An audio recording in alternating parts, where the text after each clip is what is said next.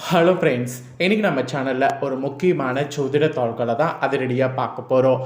அதை பார்க்குறதுக்கு முன்னாடி என்ன ஜோதிட தாள்கள் அப்படிங்கிறத இன்ட்ரோவில் ஃபஸ்ட்டு சொல்லிடுறேன், வாங்க பார்க்கலாம். யாருமே எதிர்பார்க்காத ஒரு சில விஷயங்கள் நமக்கு நடக்கும்போது அப்போ தான் நம்ம ரியலைஸ் பண்ணுவோம், என்ன இது இந்த மாதிரிலாம் நடக்குதுன்னு.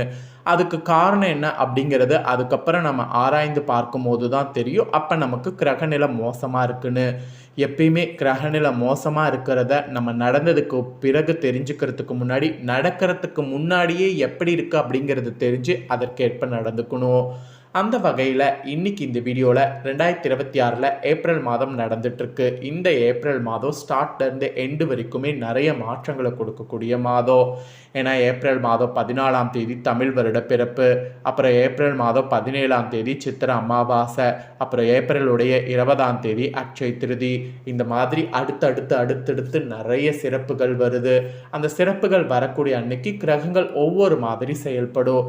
அப்படி செயல்படக்கூடிய அடிப்படையில் கிரகங்களால் இனி என்ன நடக்கும் அப்படிங்கிற விஷயங்களை தான் துலாம் ராசி நேயர்களுக்கு சொல்ல போகிறேன். துலாம் ராசியில் பிறந்த நேயர்கள் இந்த ஒரு வீடியோவை ஃபுல்லாக பாருங்கள். உங்கள் ராசிக்கு என்ன மாதிரியான பலன்கள் கிடைக்கும் அப்படிங்கிறத தெரிஞ்சு அதற்கேற்ப நடந்து பலன் பெறுங்க. அதே போல் இப்போ அக்ஷய திருதி வந்திருக்கிறதுனால இந்த அக்ஷய திருதியுடைய சிறப்புகளையும் அக்ஷய திருதி அன்னைக்கு செய்ய வேண்டிய விஷயங்களையும் சொல்ல போகிறேன். அக்ஷய திருதி முடிந்தாலும் இதை நீங்கள் ஃபாலோ பண்ணலாம். சித்திரையில் வளர்பையில் வரக்கூடிய எல்லா நாளுமே அக்ஷய திருதி தான். ஸோ அக்ஷய திருதியுடைய சிறப்புகளையும் என்ன செய்யணுங்கிறதையும் சொல்ல போகிறேன். முதல்ல பலன்களை உங்கள் ராசிக்கு ஷேர் பண்ணுறேன். அதுக்கப்புறமேட்டு என்ன செய்யணும் அப்படிங்கிறத ஷேர் பண்ணுறேன். ஸோ வீடியோவை ஸ்கிப் பண்ணாமல் ஃபுல்லாக பாருங்கள். அப்போ தான் நான் உங்களுக்கு என்ன சொல்கிறேன் அப்படிங்கிறத முழுசாக தெரிஞ்சு பயன்பெற முடியும். ஸோ வீடியோ பார்க்கக்கூடியவங்க வீடியோவை ஸ்கிப் பண்ணாமல் பாருங்கள். சரி, முதல்ல உங்களுக்கான பலன்களை பார்க்கலாம். அதுக்கப்புறமேட்டு நீங்கள் என்ன பண்ணும் அப்படிங்கிறத சொல்கிறேன். துலாம் ராசிக்காரங்களை நீங்கள் எப்பயுமே பார்த்தீங்கன்னு வச்சுக்கோங்களேன், முடிந்தால் முடியும் என்றும் இயலாவிட்டால் இல்லை என்றும் சொல்பவர்களாக இருப்பீங்க. இதனால் யாரையும் காக்க வைப்பது என்பது உங்களுக்கு பிடிக்காத ஒன்று. ஆக்சுவலி இந்த குணம் இருக்கிறது ரொம்ப ரொம்ப நல்லது. இந்த குணத்தோடு நீங்கள் செயல்படும்போது ஈஸியாக உங்களை நிறைய பேர் புரிஞ்சுக்க முடியும். இப்போலாம் எல்லாருமே என்ன பண்ணுறாங்கன்னா, ஒன்று வேணும்னா காக்க வச்சிடுறாங்க. அதனால் என்ன பண்ணுறாங்கன்னு வச்சுக்கோங்களேன், ஒரு வெறுப்பு அவங்க மேலே உருவாகிற மாதிரி அவங்களே உண்டாக்கிடுறாங்க. அதுதான் ஒரு ஃபஸ்ட்டு ஒரு டிஃப்ரென்ஸே உறவுக்குள்ளே ஏற்படுத்துது. அதனால் யாரையுமே காக்க வைப்பது என்பது உங்களுக்கு பிடிக்காத ஒன்றாக இருக்குல்ல, அதை இந்த டைம் இன்னும் அதிகமாக லவ் பண்ணி பண்ணுங்கள். அப்படிலாம் பண்ணிங்கன்னா சிறப்பு பலன்களாக உங்களுக்கு நிறைய மாற்றங்கள் ஏற்படும். அந்த மாற்றங்கள் தான் இப்போ நான் உங்களுக்கு 1 by 1 சொல்ல போகிறேன். அதில் ஃபஸ்ட்டு உத்தியோகத்தில் இருக்கிறவங்களுக்கு சொல்லிடுறேன். உத்தியோகத்தில் இருக்கக்கூடிய துலாம் ராசிக்காரங்க அந்த மாற்றங்களை எப்படி அக்செப்ட் பண்ணுங்கிறத தெரிஞ்சுக்குங்க. சக ஊழியர்கள் வகையில் சிலர் உங்களை பற்றி விமர்சிக்கிற மாதிரி சூழ்நிலை இப்போ ஏற்படும். அப்படி விமர்சிக்கிற மாதிரி சூழ்நிலை ஏற்பட்டாலும் உங்கள் உயர் அதிகாரிகளுடைய பேரன்பையும் மதிப்பையும் பெறுவீங்க. ஸோ விமர்சிட்டு போகிறாங்க, நீங்கள் உங்கள் வேலையை மட்டும் பாருங்கள். உங்கள் உயர் அதிகாரிகளுடைய பேரன்பையும் மதிப்பையும் பெறுவீங்க. மேல் அதிகாரிகள் உங்களுக்கு பக்கம் இருந்து அனைத்து விதத்திலையும் உங்களுக்கு உதவியாக இருப்பாங்க. ஸோ அதனால் நீங்கள் எதுக்கும் கவலைப்பட வேண்டாம். சக ஊழியர்கள் உங்களை பற்றி விமர்சிக்கிறாங்க அப்படின்ட்டு கோவப்படுறது, ரொம்ப உங்களுக்குள்ளே வருத்தப்படுறது, கதறது, இந்த மாதிரி எந்த ஒரு கெட்டதையும் நீங்கள் பண்ணாதீங்க. மேலதிகாரிகள் உங்கள் பக்கம் இருக்கும்போது உங்களுக்கு என்ன பிரச்சனை? அன்பு, பேரன்பு, இது எல்லாமே உங்களுக்கு கிடைக்க போகுது. ஸோ அதை என்ஜாய் பண்ணுங்கள். உத்தியோகத்தில் இருக்கிறவங்க நீங்கள் உண்டு உங்கள் வேலை உண்டுன்னு செயல்பண்ணுங்கிறது தான் மெயினாக சொல்ல வரேன். அதுக்கப்புறமா வியாபாரம் செய்யக்கூடிய வியாபாரிகளுக்கு சொல்லப்பட்டிருக்கு. வியாபாரக்காரங்க பொறுத்த வரைக்கும் பர்டிகுலராக கல், மண், இரும்பு இந்த வியாபாரம் செய்கிறவங்க அதிகமான விற்பனைகளை செய்து நல்ல பணவரவு கிடைக்கும். இதில் என்ன ஒரு ஸ்பெஷல்னால், ஒரு சிலர் பெரிய வீடு கட்டுவதற்கு இப்போ துவங்கலாம். இதுக்கு முன்னாடி பெரிய வீடு கட்டுவது உங்களுக்கு கனவாக இருந்தது எல்லாமே இப்போ நினைவாக போகுது. நினைவாகக்கூடிய டைமை கரெக்டாக யூஸ் பண்ணுங்கள். இந்த டைம் வீடு கட்டணும்னு ஆசைப்படக்கூடிய அத்தனை வியாபாரக்காரங்களும் வியாபாரத்தில் கிடைக்கக்கூடிய முதலீடை ஒரு பக்கம் வீடு கட்டுவதற்கு பண்ணுங்க. நீங்கள் பெரிய வீடோ உங்கள் ட்ரீம் வீடோ எதுவாக இருந்தாலும் கட்டுவதற்கு முயற்சி பண்ணுங்கள். கண்டிப்பாக அது உங்களுக்கு பயங்கர சக்ஸஸ் ஆக மாறும். அதுக்கப்புறமா குடும்பத்தை நிர்வகிக்கக்கூடிய தலைவன் தலைவிகளுக்கு சொல்லப்பட்டிருக்கு. ஆக்சுவலி கணவருடைய அன்பை பரிபூர்ணமாக பற்று மனமகிழ்வு கொள்வீங்க, மனைவியுடைய அன்பை பரிபூர்ணமாக பற்று மனமகிழ்வு கொள்வீங்க. அந்த மாதிரி பெஸ்ட்டு சுச்சுவேஷன் இப்போ அமையப்போகுது. வீட்டை கூட கலைப்பொருட்கள் கொண்டு அலங்காரம் பண்ணுவீங்க. குழந்தைகளுடைய நலனில் அக்கறை காட்டி அவர்களுடைய மகிழ்ச்சியில் பங்கு கொள்வீங்க.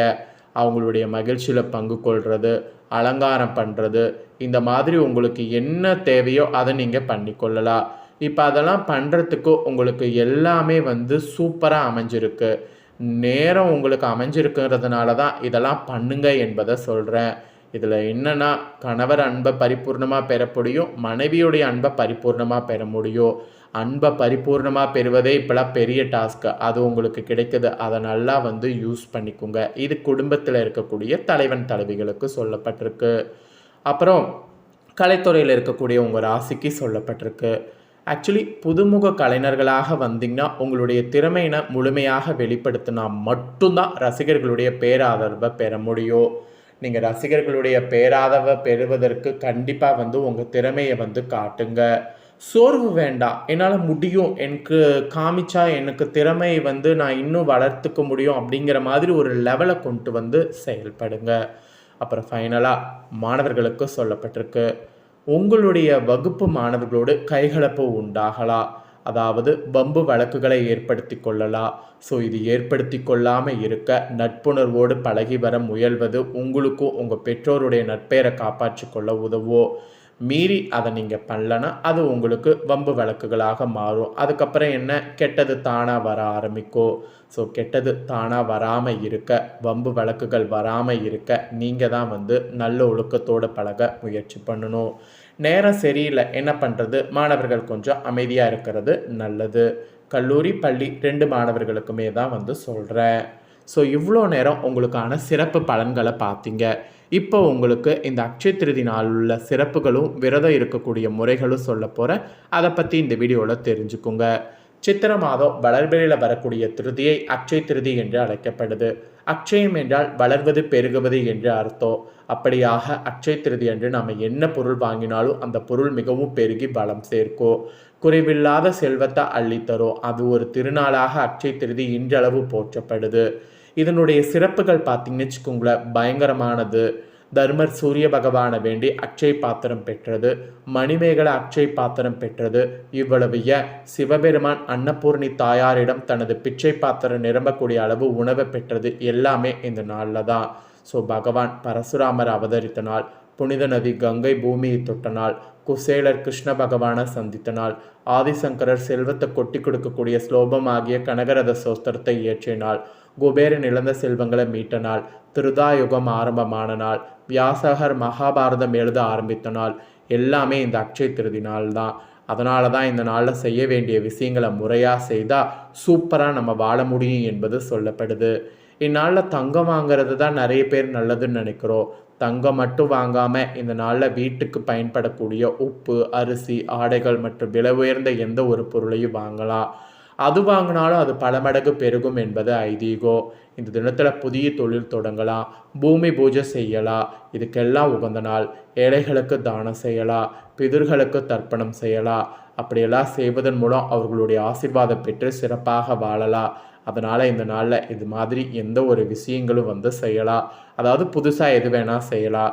அக்ஷய திருதி தான் முடிஞ்சிருச்சே, இனி அக்ஷய திருதி இல்லையே அப்படின்ட்டு நீங்கள் நினைக்க வேண்டாம். சித்திரையில் வளர்பிறை திருதி ஆரம்பிச்சிருச்சுல, இது எல்லாமே அக்ஷய திருதி தான். அதனால் இனி என்னைக்கு வேணாலும் நீங்கள் புதிய காரியம் ஸ்டார்ட் பண்ணலாம். உங்களுக்கு சந்திராஷ்டமம் இல்லாத நாளாக மட்டும் பார்த்து ஸ்டார்ட் பண்ணுங்கள். அது மட்டும்தான் முக்கியம், மற்றபடி வேறு எதுவும் முக்கியம் இல்லை. ஸோ இதுதான் உங்களுக்கான பலன்கள்ங்க. இந்த வீடியோவை நீங்கள் ஃபுல்லாக பார்த்துருந்தீங்கன்னா உங்களுக்கு ஒரு ஐடியா கிடைச்சிருக்கும். கிடைச்ச ஐடியாக்கு ஏற்ப செயல்படுங்க. இந்த வீடியோவை இப்போ நீங்கள் பார்த்து முடிச்சுட்டு இது உடனே லைக் பண்ணி உங்கள் ஃப்ரெண்ட்ஸ் ஃபேமிலிக்கு ஷேர் பண்ணுங்கள். உங்கள் ஃப்ரெண்ட்ஸ் ஃபேமிலியில் இருக்கிறவங்களும் வீடியோ பார்க்கட்டும். அவங்களும் உங்களை போல துலாம் ராசிக்காரங்களாக இருந்தாங்கன்னா இந்த முக்கியமான தாள்களை தெரிஞ்சு இதற்கேற்ப நடந்து பலன் பெறட்டும். ஸோ வீடியோ லைக் பண்ணி உங்கள் ஃப்ரெண்ட்ஸ் ஃபேமிலிக்கு ஷேர் பண்ணுங்கள். உங்கள் ஃப்ரெண்ட்ஸ் ஃபேமிலியில் இருக்கவங்களும் பார்த்து பலன் பெறட்டும். இதே போல் புதிய அப்டேட்டான நிறைய வீடியோ நம்ம சேனலில் போடப்படும். அதை எல்லாமே உடனுக்குடனே தெரிந்து கொள்ள மறக்காமல் நம்ம சேனலை சப்ஸ்கிரைப் பண்ணுங்கள். கூட பெல் பண்ண ப்ரெஸ் பண்ணுங்கள். ஃபஸ்ட் டைம் பார்க்குறவங்க சப்ஸ்கிரைப் பண்ணி பெல் பண்ண ப்ரெஸ் பண்ணிட்டீங்கன்னா இனி நான் போகிற மற்ற அப்டேட்டான எல்லா வீடியோஸும் உடனுக்குடனே தெரிந்து கொள்ளலாம்.